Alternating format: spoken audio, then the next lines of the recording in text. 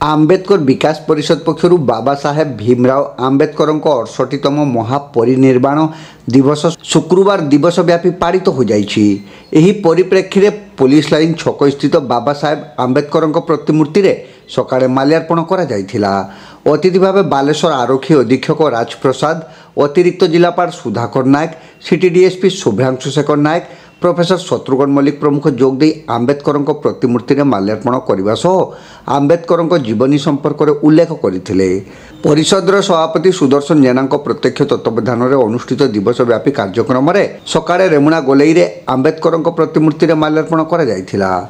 अपराह्न police line स्थित प्रतिमूर्ति तले एक सभा अनुष्ठित होता। कार्यक्रम में रामेश्वर बेहरा, मृत्युंजय जेना, रघुनाथ महाड़िक, रमेश जेना, सुकांत दास, आईनजीवी उर्मिला माझी, भाग्यधर महाड़िक, साधुचरण मल्लिक, साइरुल हक, बनमाड़ी ओझा प्रमुख उपस्थित रही।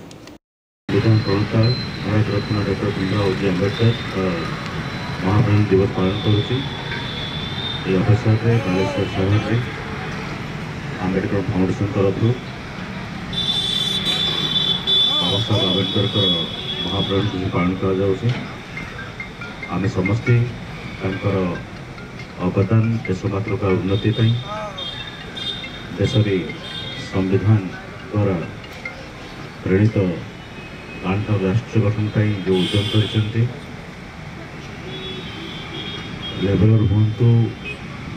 महिला हूँ प्रत्येक वर्गर व्यक्ति विशेष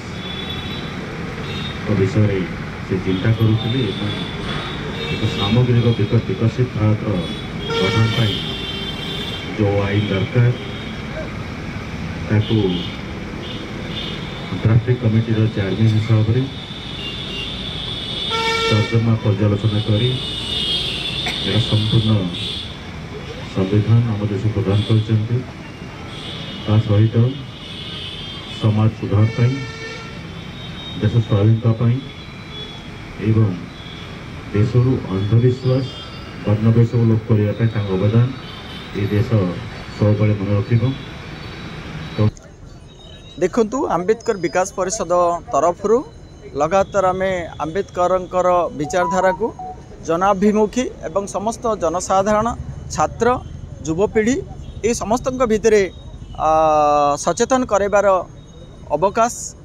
नहींचु एवं यही भली भाव में दृढ़ पदक्षेप नहीं आमे विभिन्न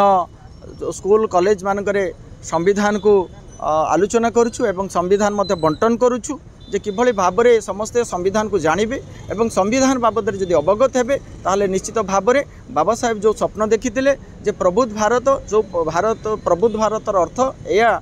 जे समता भातृत्व एवं एकता यही कथाटा बाबा साहेब सब लक्ष्य करते एवं करुणा दया क्षमा ये कथा बाबा साहेब प्रबुद्ध भारत भितर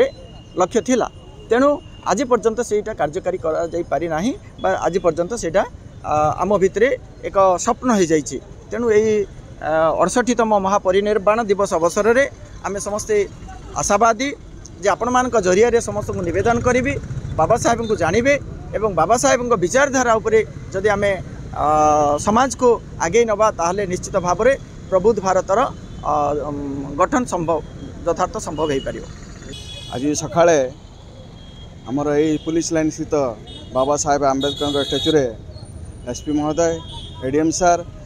आउ डीएसपी महोदय आसी पुष्पमाल्य अर्पण कले। उपरओली एक सभार आयोजन करा जायछि। डॉक्टर बाबा साहेब आंबेडकर विषय जेते कहिले कम पड़ीजिव कारण से जो 1891 मसीह एप्रिल मास 14 तारिख दिन जन्मग्रहण करते मृत्यु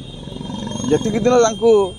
समय देइथिला से समय भितर से गोटे इतिहास सृष्टि करते जो इतिहास आज सारा पृथ्वी रे विरल जहाँ को समस्त मानिबा बाध्य। यह दलित निष्पेषित लोक मानकर संविधान नुहे, यह सारा भारत वर्षर संविधान समस्त चलबार नीति, खाइबार नीति, बसबार नीति एवं शिक्षार नीति किभली भाव में शासन करा ताहार नीति ए ठारू जेड पर्यंत समस्त प्रकार जिनस से ग्रंथरे से प्रतिपादन करिसेंती जहाँ को आज संविधान कहुच्छी। यही संविधान बल में आम आज निजर कहबार हक रखिपारिचु। से आमको जो रास्ता देखते से पथ प्रदर्शक कर आम आगे चलीचु। आम आगक अन्य कार्य हाथ को नेबू। यही बाबा साहेब आंबेडकर छोट बड़े जो कष्ट अनुभव करते